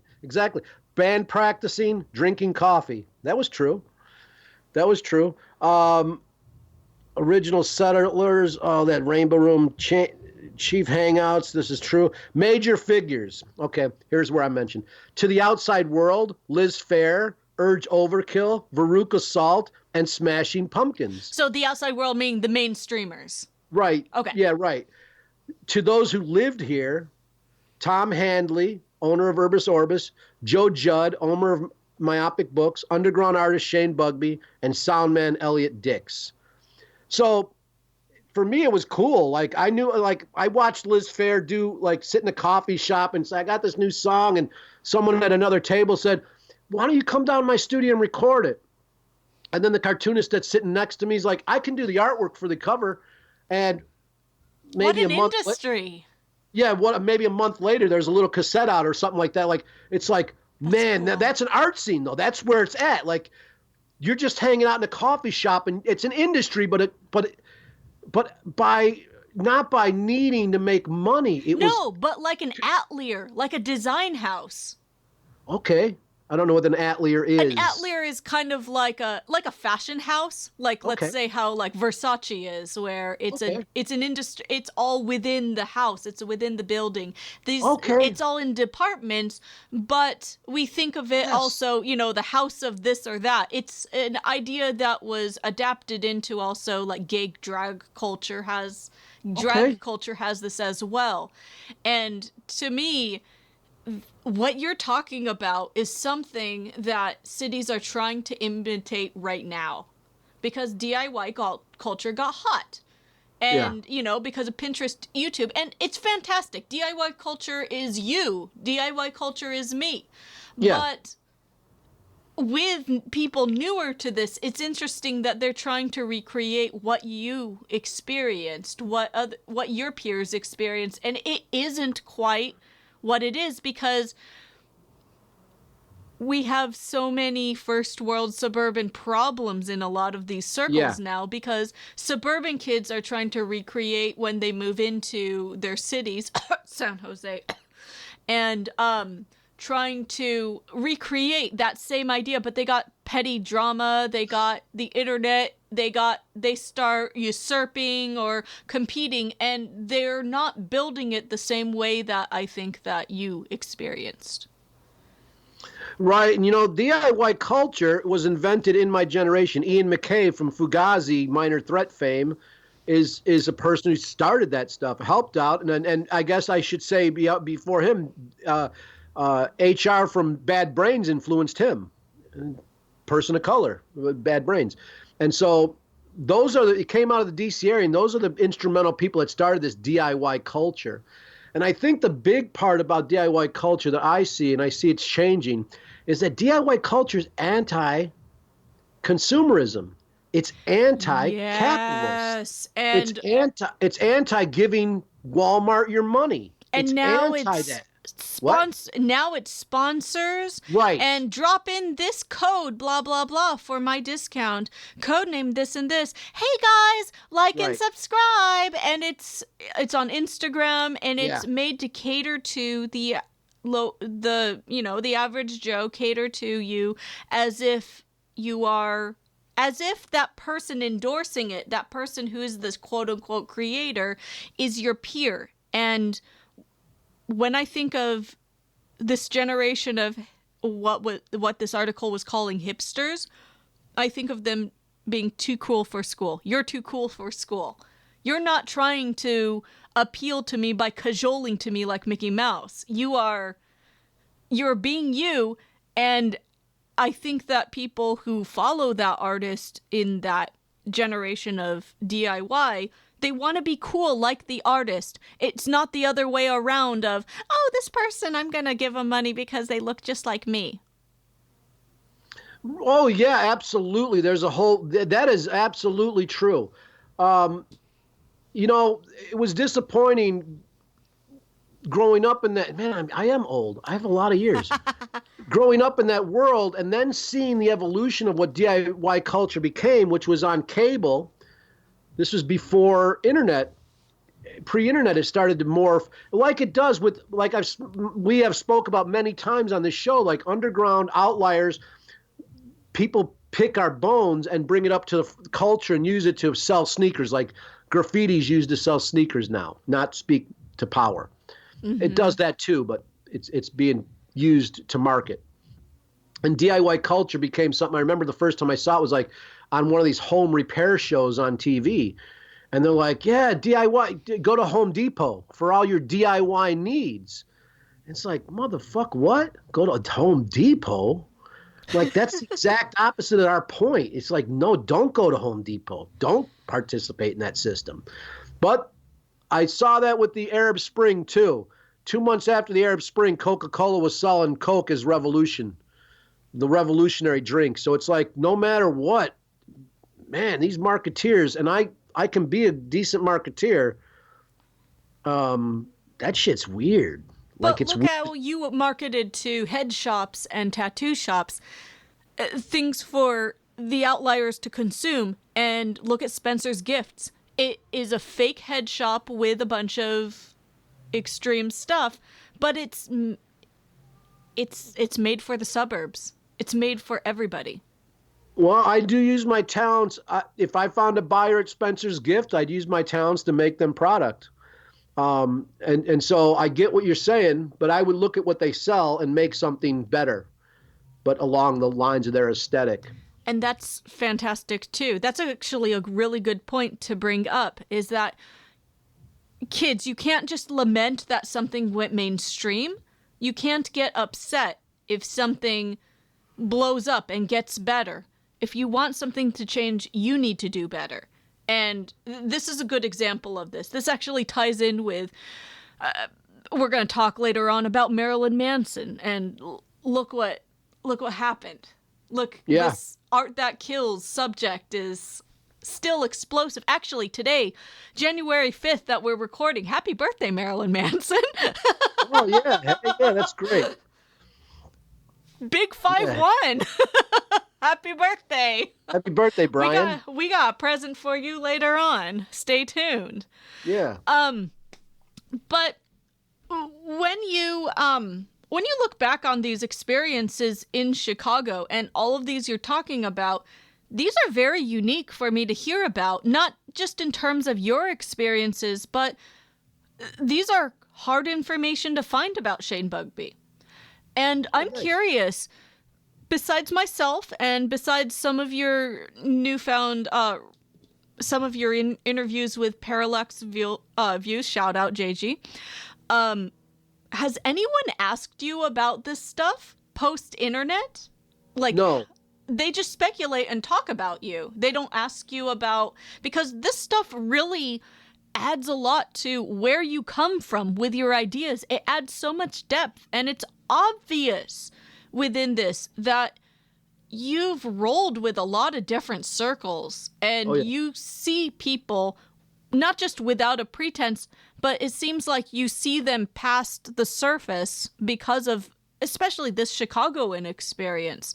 And listeners, if you're looking for some fuel to troll some gossip or whatever, maybe this episode stops you. Maybe this will make you more interested in looking for those articles. You can always ask from the horse's mouth. You have a living artist right here. You have someone who is living history, that you have the resources and opportunities. If you'd like to do so, you can always email speakofthedevilpod@gmail.com. If you want to learn more about Shane, I'm sorry. Go on. Before I do your plug, please. Oh, you're closing out the show, are you? No, I can't close out the show because here you come with more Chicago stuff, and I want to hear it. I'm so sorry. I'm like, no. Gates open. Come on in. I didn't tell any sports stories. Yes, let's hear some sports stories. I'm not a big sports fan, but Chicago's a big sports town. And, people have their, the Cubs or the Bears. The Bears! Go Bears. So when the Bears went to the Super Bowl, it was a real big deal in America. It was such a weird team. You had Refrigerator Perry, you had the Super Bowl Shuffle. But for me, I was really into that moment because it was like all this energy in the city. I was working in the city, and we went down to Rush Street, which is where all the tourists go to drink. And that we rioted. Like, we overturned a car, and the cops come in with, and it was like great because you're next to a 60-year-old grandma, and she's like, smash it, whatever. It's like everyone is involved in overturning this car. Probably even the owner of the car was the one on top of it, for all I know. It was like we were just breaking shit up to have fun. It was fun. And then I remember going to my friend, I'm like, let's go to Soldiers Field where they played the championship game, and let's see what we can get out of there. Let's see what we can do. Like, maybe they're doing damage there. Maybe there's a party there. So we go there, and there's no one there. And we drive right up to the front doors, and like there's a big stadium. And we walk in, and I'm on the football field. I'm on the Soldiers Field football field. And me and him turn into little kids. And we're like, let's play some football. And we ball up a T-shirt that we have, and we're throwing it, and we're jumping in. We're doing jumps over each other, like into the end zone. Oh, what an experience that most people don't have. And we saw people up in this, like people that were cleaning the place, and broadcasters were laughing at us. So the snow was falling. It was this is such a nice memory to have when we're talking about Chicago, because it was one of these childish, innocent, fun moments that you don't get often. You take them for granted when you're younger. But looking back on that experience, I don't know too many. Hey, that's my Chicago brag, motherfuckers. Okay? Not any of you got into Soldiers Field like I did. On the day they won the championship, I stepped on that AstroTurf, motherfuckers. I was there. That's all I'm saying. I don't watch sports anymore, though. That is a very awesome flex. Yeah. So, Shane, how can someone find you if they want to ask directly to you and not through Gatekeeper Nannerl about more Chicago stories? Or... Oh, yeah, corner of Belmont and Pulaski. I'll meet you there. Wow, cash me outside, pre-internet knowledge. Yeah, exactly. Or we can hang, let me think, La Villa on Pulaski. La Villa has the best pizza I've found in the city right now. It's right down the block from me, and it's a great Italian restaurant. Like, they got everything. So we can meet there. You can find me there. Where could you find a decent cup of coffee? Oh, Dark Matter Coffee's the shit. When I first got to town, I went there. They've turned, now this is something I love about the young folks. They're turning all these old man bars into coffee places where you can sit and have coffee, but it's a bar. Like, it's I like that. Yeah. So I, as a person who doesn't drink anymore, no, I'll have a drink with you if we meet at La Villa, but you're paying, but not you, but anyone else. I forgot what I was saying now. Whatever. Oh, you were talking about Dark Matter Coffee and how the coffee places change the places. Yeah, and they changed all these old man bars into coffee shops, and I really enjoyed going there and the vibe they have and the music they're playing. So Dark Matter Coffee is such a cool vibe. Intelligentsia Coffee was the first place in town before Starbucks came around, when that whole trend was happening, and Starbucks was only in Seattle. Intelligentsia was our coffee maker in Chicago, and they're very good coffee, very great beans. They're a very high-end place, but Dark Matter is as well. They're owned by young people. They got a young vibe going on. They do all the right things in their advertising. You see fat people. You see black people. You see every different women. They've got their advertising is. I pay attention to that stuff. So if your advertising's tight like that, your employees, I look at your employees and they're multi-ethnic and gender. That's cool. I don't see multi-age though. So I'd like to see more old people there, like working for them, because that's something young companies don't do enough of, and they really should include older people. Of course, cool. People need to see you strolling on into there and be like, oh, I can go there too. I don't stroll. I'm off. Yeah. I'm joking. We talked about the stroll earlier in the show. I like the idea of a coffee place being in a bar.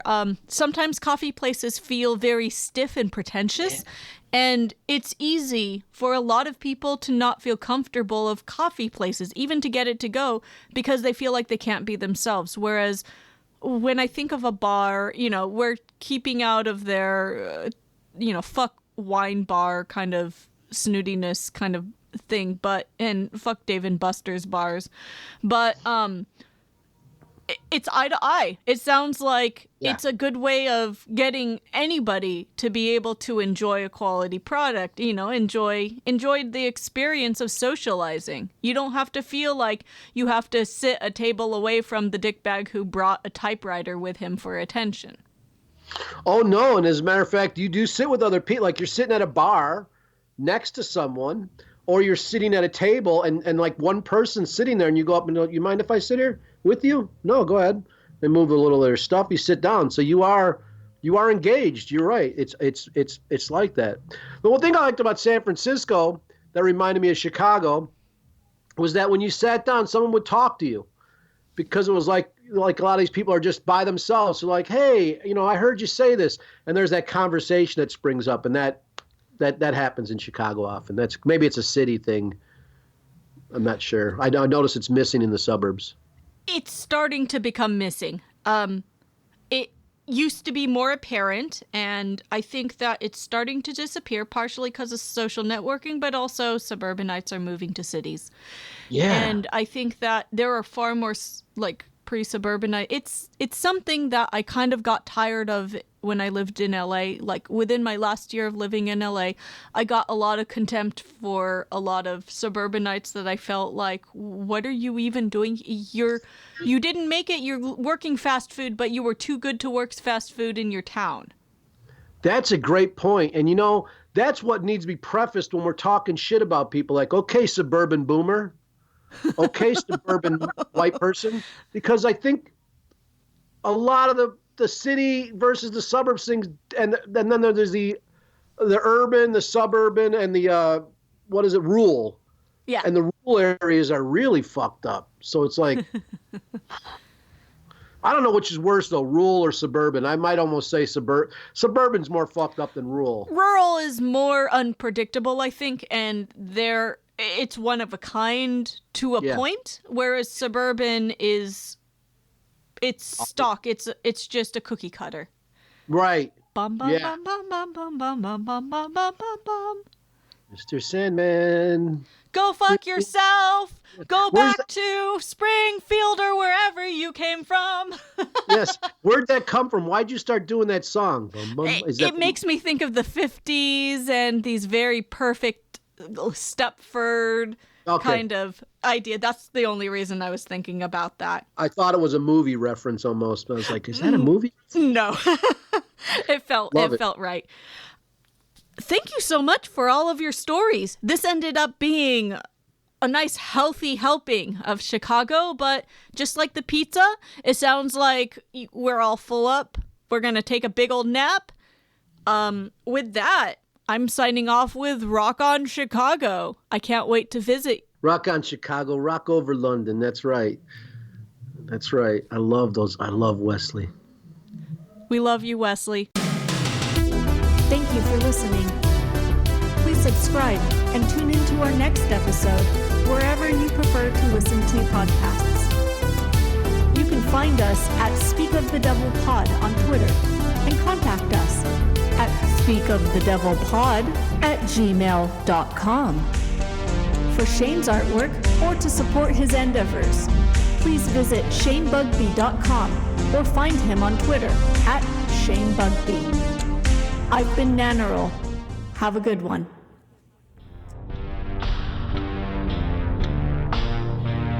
Oh, and shameisthedevil.com.